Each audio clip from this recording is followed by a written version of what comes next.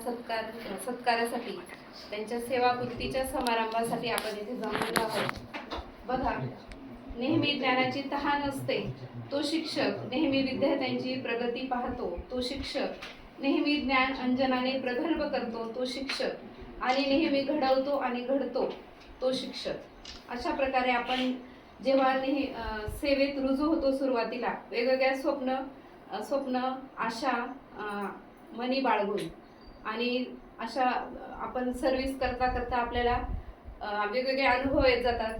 वेगवेगळ्या शाळांवर आपली बदली होते, आपल्याला वेगवेगळे सहकारी शिक्षक बंधू भगिनी भेटतात आणि आपली अनुभवांची शिदोरी वाढत जाते। तसंच आज आपल्या मॅडम आपल्या सेवेतून जो शिक्षकी सेवा आहे त्यातून निवृत्त होत आहेत। त्यांचं पुढील जे त्यांचं आयुष्य आहे ते आरोग्यमयी, आनंदी, समाधानी जावो ही मी ईश्वरचरणी प्रार्थना करते आणि 2 शब्द संपवते। धन्यवाद।